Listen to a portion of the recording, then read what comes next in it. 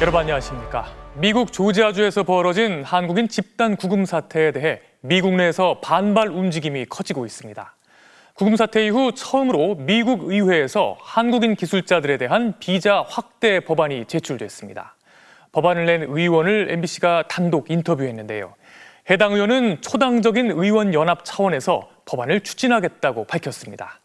하지만 정작 트럼프 대통령은 외국인 기술자들에 대한 비자 수수료를 100배나 올리는 포고문에 서명했는데요. 먼저 법안 제출 소식 알아보고 이어서 트럼프 대통령의 움직임 살펴보겠습니다. 나세웅 뉴욕 특파원의 단독 보도입니다. 일터에서 쇠사슬에 묶여 끌려간 한국인 기술자들. 미국 민주당 5선 중진 톰 수오지 의원은 세 차례 끔찍하다고 말하며 이민 당국을 공개 비판했습니다. Just a terrible visual representation of the way that the United States is treating one of our very good friends. 재발 방지를 위해 한국인의 비자를 확대하는 법안을 발의했습니다. 한국인 구금 사태 이후 처음입니다. 호주에 할당된 연 1,500개의 전문직 비자를 한국에도 나눠주는 것이 골자로 사태 전 발의돼 계류 중인 한국인 전용 비자 신설 법안과 함께 논의할 계획입니다. 하지만 지난 10여 년간 유사한 법안은 의회 통과에 실패했습니다. 방법을 묻자 수오지 의원은 초당파적인 의원연합 차원에서 한국인 비자 법안을 추진할 방침이라고 MBC에 밝혔습니다. 수오지 의원이 이끄는 문제 해결 연합은 중도 성향의 민주당과 공화당 의원 약 50명으로 구성돼 있습니다. There's more urgency now than usual, and this is a good opportunity for this to break through. 현재 미국에 남은 한국 노동자들은 단속 걱정에 이러지도 저러지도 못한 채 정부 간 협상만 지켜보고 있습니다. 그럼 일을 계속해야 될 것이냐, 굉장히 두려워하기도 하고. 미국 의회 내에서도 이번 조지아 구금 사태에 대한 자성의 목소리가 나오고 있습니다. 해묵은 비자 문제가 이번엔 해결될 수 있을지 주목됩니다. 뉴욕에서 MBC 뉴스 나세웅입니다. 이런 와중에도 트럼프 대통령은 외국인 전문 기술 인력에게 발급하는 비자 수수료를 대폭 인상하는 포고문에 서명했습니다. 비자를 신청하려면 내야 하는 수수료가 우리 돈으로 무려 1억 4천만 원이나 됩니다. 심지어 이걸 매년 내라는 건데요.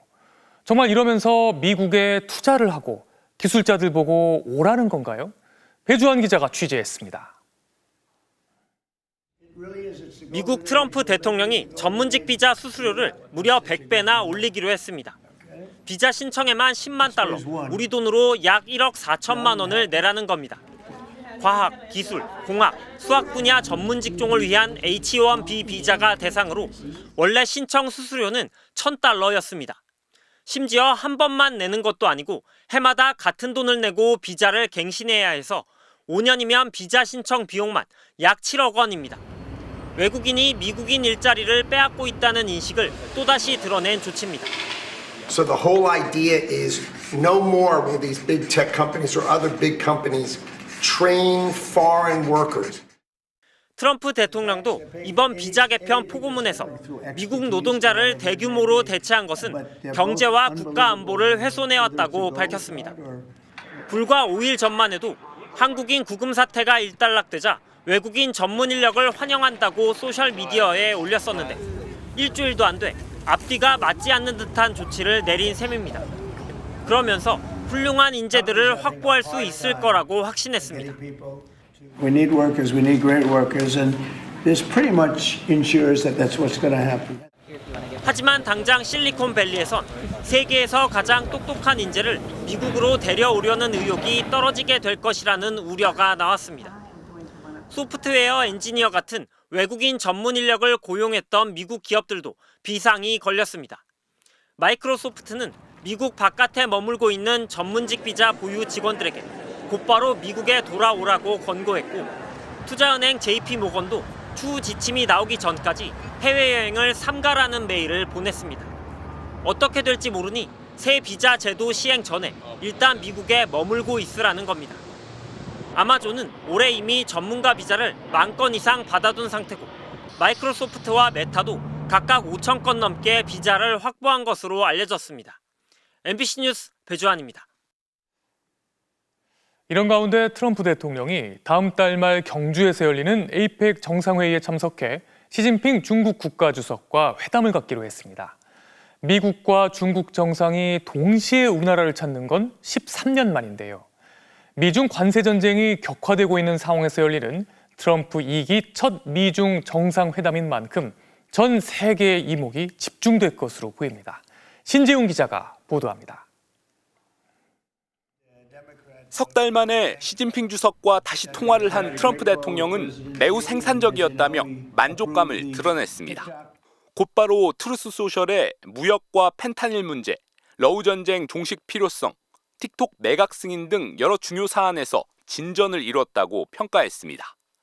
I had a great call with President Xi, and as you know, he approved the TikTok deal, and we're in the process. 시진핑 주석도 통화가 긍정적이고 실용적이었다고 평가하며 양국의 공동 번영을 강조했다고 중국 관영 신화통신이 전했습니다. 트럼프 대통령은 또 한국에서 열리는 에이펙 정상회의에서 만날 것이라는 시 주석 의견에 동의했고 양측 다 만남을 고대하고 있다고 밝혔습니다. 만남이 성사된다면 트럼프 2기 행정부 출범 이후 첫 미중 정상회담이 한국에서 열리는 겁니다. 두 사람의 마지막 대면은 6년 전 일본 G20 정상회의였고 미중 정상이 동시에 한국을 찾는 건 2012년 해관보 정상회의 이후 13년 만입니다. 대통령실은 환영할 일이라며 최대한 지원할 용의가 있다고 밝혔습니다. 시 주석의 국빈 방한 가능성과 맞물려 한중 정상회담 개최 장소로 서울이 유력하게 거론되고 있는 가운데 미중 정상회담 역시 서울에서 열릴 가능성도 배제할 수 없는 것으로 전해졌습니다. 전 세계의 관심은 올해 최대 외교 무대로 급부상한 경주 에이펙 정상회의로 모아지고 있습니다. MBC 뉴스 신재용입니다. 이어서 롯데카드 회원정보 유출 사고 소식입니다. 롯데카드는 이번 사고로 인한 부정사용 피해는 한 건도 없다고 발표했는데요.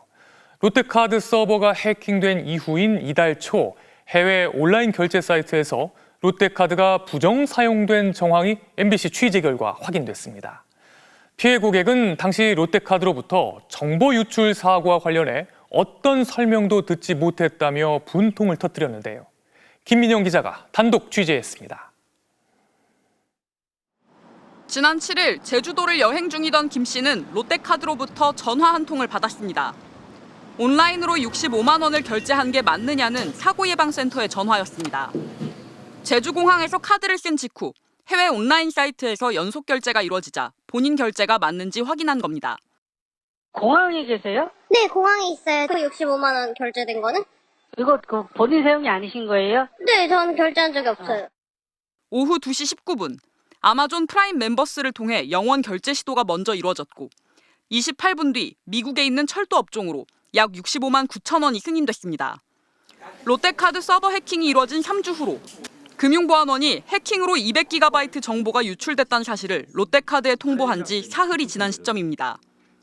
그러나 당시 김 씨는 개인정보 유출 가능성은 전혀 듣지 못했습니다. 미리 공지를 했으면 사실은 전환을 조금 더 빨리 할 수 있었을 거예요. 조금 충격받았던 게 이거 혹시 지인이 외국에 있지 않냐? 혹은 가족이 사용할 가능성은 없냐? 기분이 많이 나빴었거든요. 해킹에 대한 의심 없이 카드 재발급까지 신청했는데 암호화된 카드 번호가 유출됐다는 안내를 받고서야 부정 사용을 의심했습니다. 그러나 롯데카드 측은 김 씨처럼 암호화된 카드 번호와 결제 정보가 유출된 경우 부정 사용은 불가능하다고 공식적으로 발표했습니다. 그러니까 제 결제는 부정 결제가 아니다 이거예요, 그럼? 김 씨는 사고예방센터 통화에 이어 고객센터와도 상담을 이어가는 등 부정 사용 의심 정황을 카드사에 알렸지만 롯데카드는 지금까지 부정 사용으로 인한 피해는 한 건도 없다고 밝혔습니다. 고객 정보가 악용되어 소비자 피해로 이어진 사례는 단 한 건도 확인된 바 없습니다. 롯데카드 측은 정보 유출에 대한 피해를 모두 보상하겠다고 밝혔지만 이런 식이라면 부정 사용 입증을 피해자가 직접 해야 하는 건 아닌지 고객들의 우려가 커지고 있습니다. MBC 뉴스 김민영입니다. 롯데카드가 내놓은 보상안도 논란이 커지고 있습니다. 불안한 마음에 카드를 없애고 싶어도 회원에서 탈퇴했다간 보상을 못 받는 건 물론 상당한 손해까지 감수해야 한다는데요. 분노한 고객들은 집단 소송까지 준비하고 있습니다. 이어서 이지은 기자가 보도합니다. 롯데카드는 이번 사고로 발생한 피해는 책임지고 모두 보상할 것이라며 선심 쓰듯 보상안을 내놨습니다.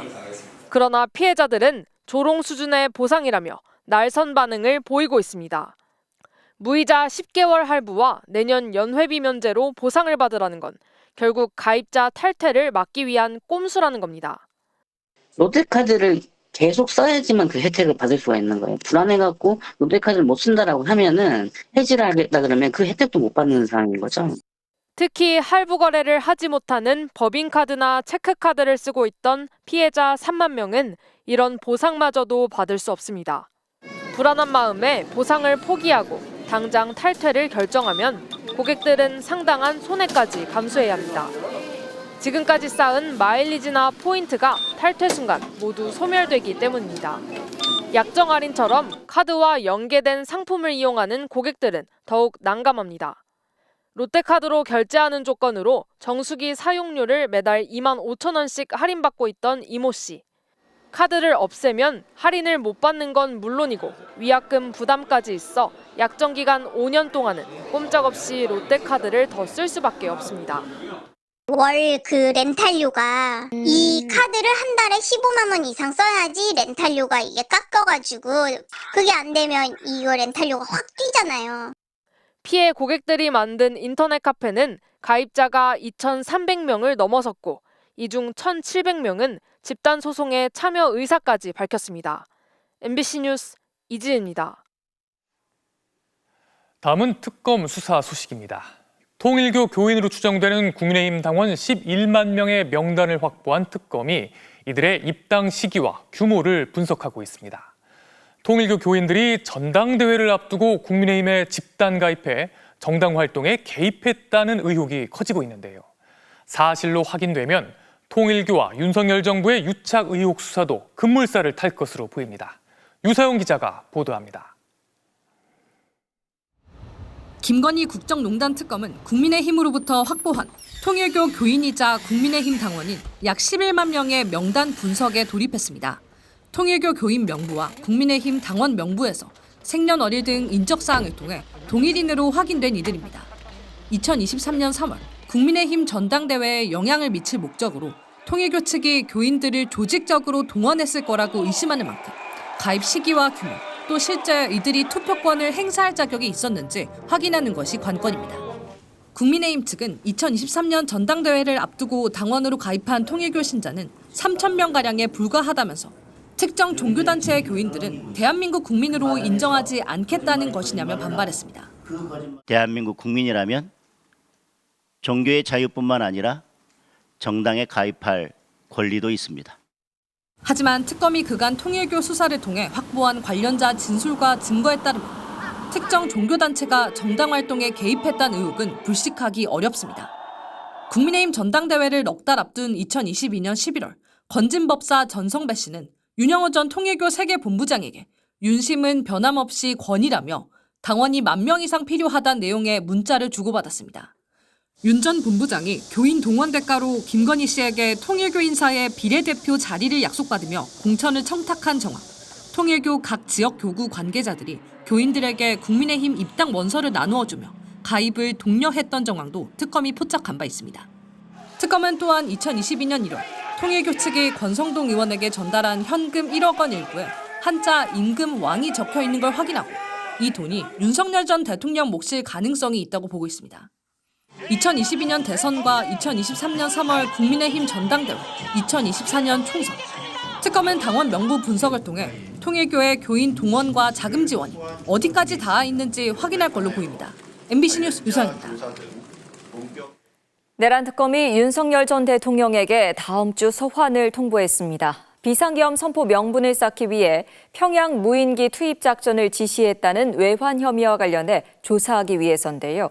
재구속된 이후 특검 조사와 재판 모두 불응하며 버티고 있는 윤 전 대통령은 이번 소환에도 응하지 않을 것으로 보입니다. 이혜리 기자가 보도합니다. 지난해 10월 북한은 남측이 보내왔다며 무인기 사진을 공개했습니다. 반드시 대가를 치러야 할 엄중한 군사적 공격 행위이다. 이후 2달 뒤 벌어진 12.3 내란 사태. 윤석열 전 대통령이 북한을 도발해 계엄 선포 명분을 쌓으려고 무인기 작전을 지시했다는 의혹이 불거졌습니다. 이와 관련해 내란 특검이 윤 전 대통령에게 오는 24일 오전 출석하라고 통보했습니다. 외환과 직권남용 혐의 피의자 신분입니다. 앞서 특검은 김용대 전 드론사령관, 이승호 합참작전본부장 등을 수차례 소환해 김용현 전 장관이 이들과 무인기 작전을 공모한 정황을 확인했습니다. 김용현 전 장관이 경호처장인 시절부터 직접 대면 보고를 했다 이런 내용도 있는데요. 근데 그 문서를 가지고 이렇게 보고하고 그런 건 아닙니다. 전투 실험을 좀 하고 있다는 얘기 정도, 그 정도만 했지. 특검은 모레 수감 중인 김용현 전 국방장관을 먼저 방문해 조사하고 윤 전 대통령을 조사한 이후 외환 혐의 관련자들을 기소할 전망입니다. 다만 윤 전 대통령이 이번 조사에 응할지는 미지수입니다. 윤 전 대통령은 지난 7월 재구속된 이후 특검 조사와 재판 출석을 모두 거부하고 있습니다. 앞서 김건희 국정농단 특검의 2차례 체포영장 집행 시도에는 속옷 차림으로 바닥에 누워 저항하거나 의자에 앉아 버티며 조사가 불발됐습니다. 특검은 윤 전 대통령이 계속 소환을 거부할 경우 방문 조사 등 진술을 이끌어낼 다양한 방식을 검토할 방침입니다. 윤 전 대통령 변호인단이 선임되지 않은 변호사에게 일방적으로 소환을 통제하는 건 몹시 부당하다고 반발한 데 대해선 앞선 조사에서 선임된 변호인들에게 통제한 것이라며 일축했습니다. MBC 뉴스 이일입니다.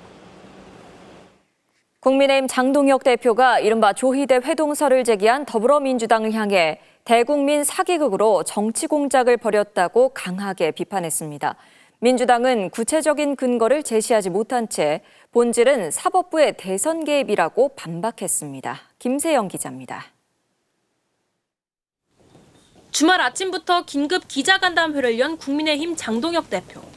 장 대표는 더불어민주당이 제기한 조희대 대법원장과 한덕수 전 국무총리의 회동 의혹을 대국민 사기극이라고 맹비난했습니다. 전체주의 1인 독재 체제를 구축하기 위해서 철저히 준비하고 조직적으로 계획한 정치 공작입니다. 진짜 해산해야 할 정당은 민주당이고 민주당이야말로 반헌법적 정치 테러 집단임이 명백해졌다고 역공을 폈습니다. 민주당이 추진 중인 내란 전담 재판부에 대해선 사법부에 암덩어리를 집어넣는 것이라며 위헌 여부를 다툴 뜻을 분명히 했습니다. 대법원장을 몰아내려는 의도라든지 특별재판부를 설치하는 의도라든지 해산되어야 될 위헌 정당에 대해서 국민들께서 결코 용서치 않을 것이라고 생각합니다. 구체적 근거를 제시하지 못한 채 수세에 몰린 민주당은 일단 조희대 회동설에 거리를 두는 모양새입니다. 그러면서 계엄 의혹 제기를 가짜뉴스로 몰아세웠던 국민의힘이 이번에도 사건의 본질을 왜곡하고 있다며 핵심은 조희대 대법원장의 대선 개입이라고 프레임 전환에 나섰습니다.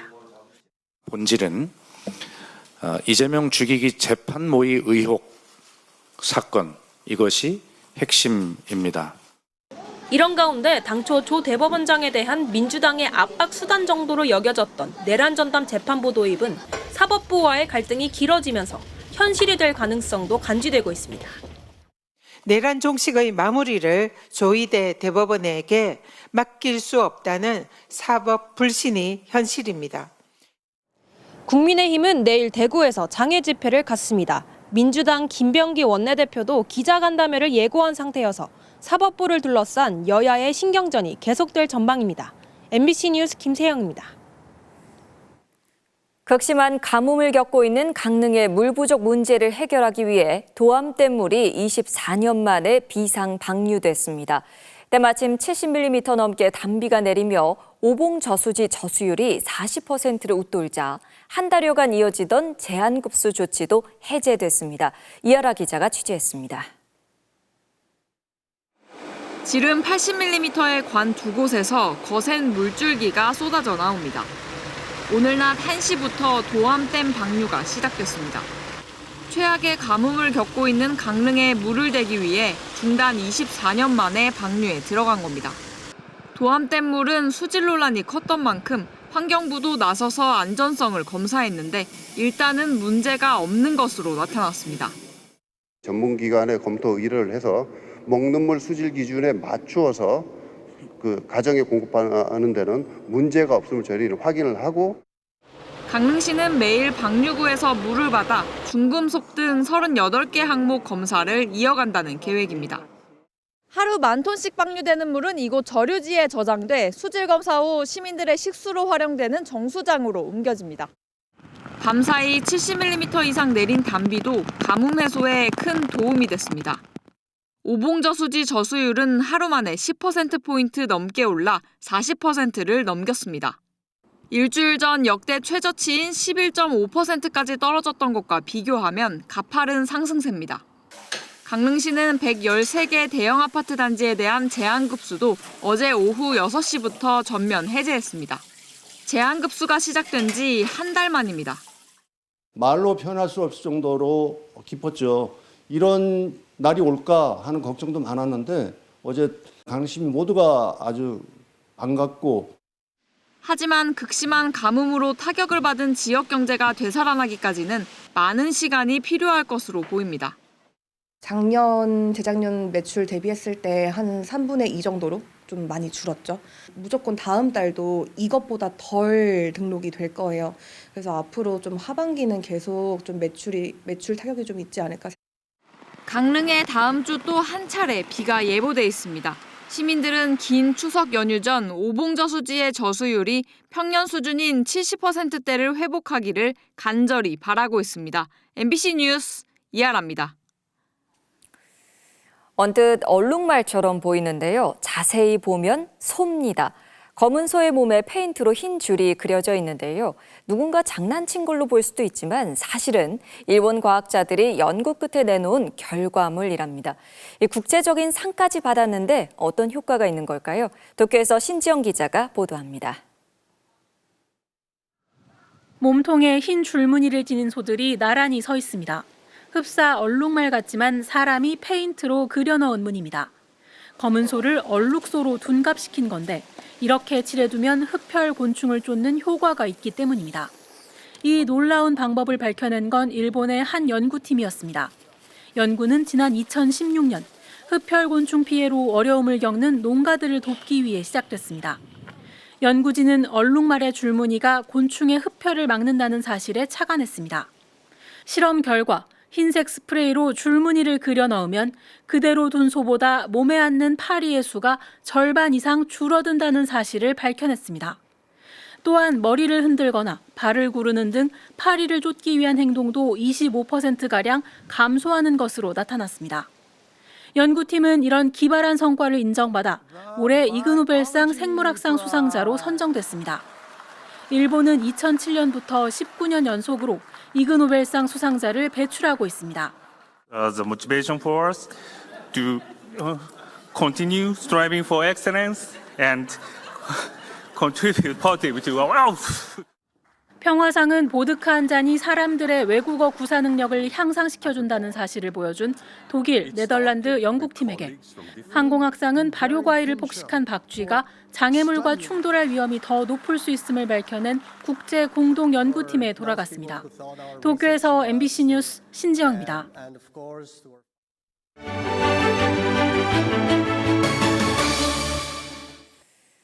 치매 진행 속도를 관리하고 폐렴 발생 가능성을 낮추는 데 도움이 되기 때문에 구강 관리는 치매 환자에게 필수인데요.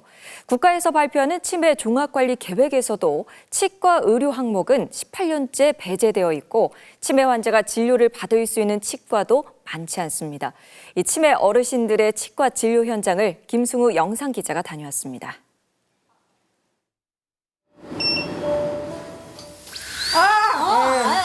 얼마나 한 거야?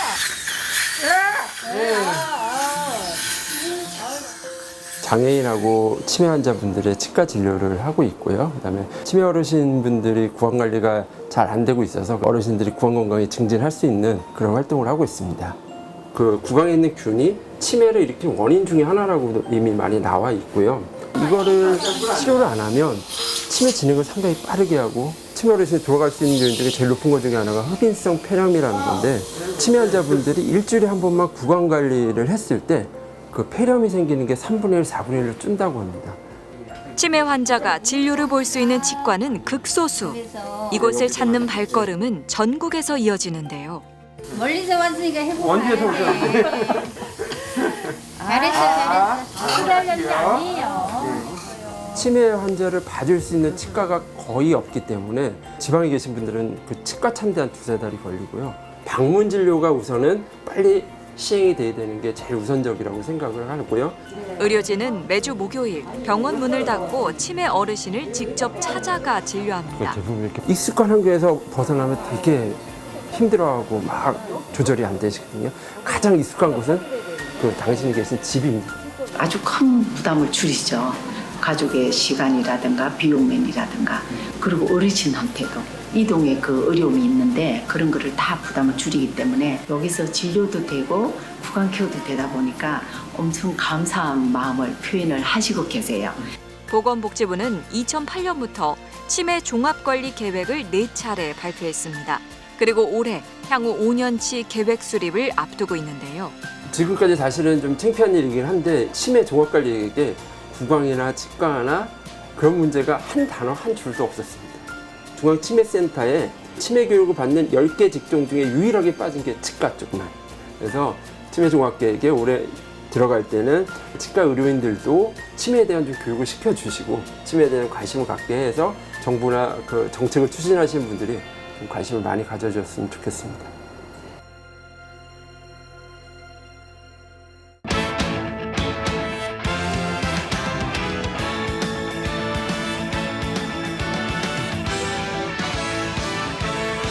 토요일 밤 스포츠 뉴스입니다. 올 시즌 프로야구 최고 투수 한화 폰세 선수의 선발 17연승이 오늘 마감됐습니다. KT의 신인거포 안효민 선수가 석점 홈런을 포함해 혼자 4타점을 올려 폰세를 무너뜨렸는데요. 이명노 기자입니다.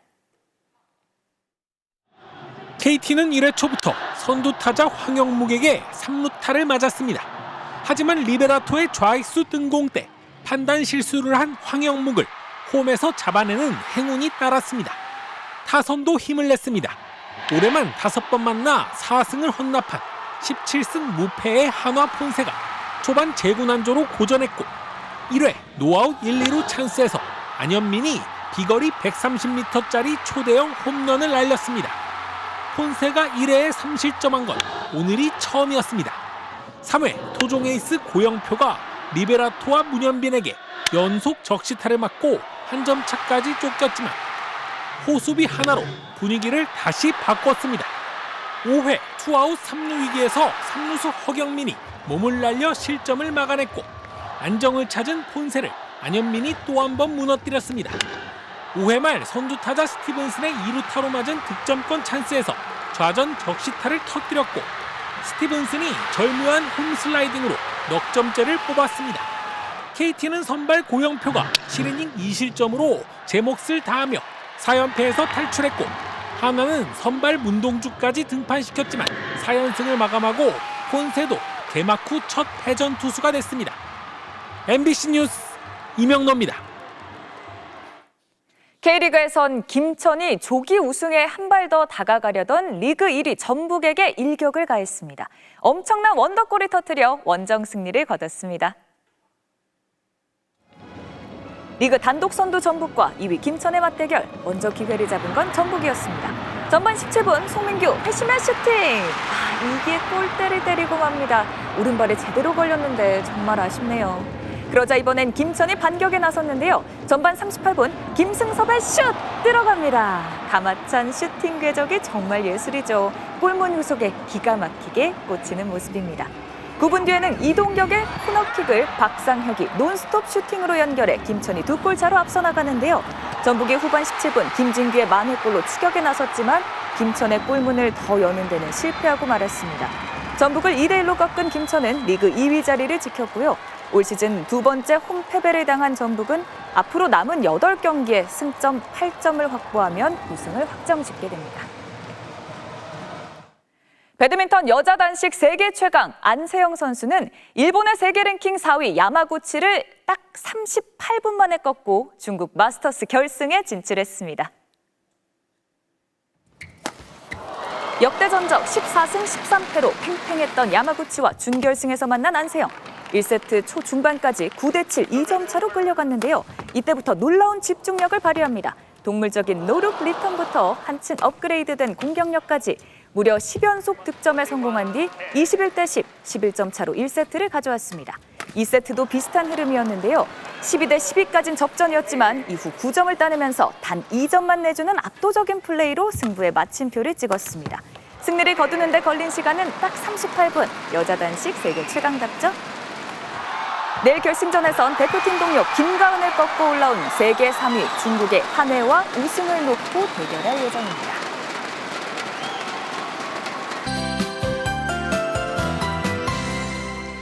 지금도 중부지방을 중심으로 산발적으로 비가 내리고 있는데요. 오늘 밤까지 수도권과 강원 영서, 경북 동해안에서는 5mm 미만의 비가 조금 더 내리겠고요. 영동지방에서는 내일 오전까지 5에서 20mm가량 비가 내리겠습니다.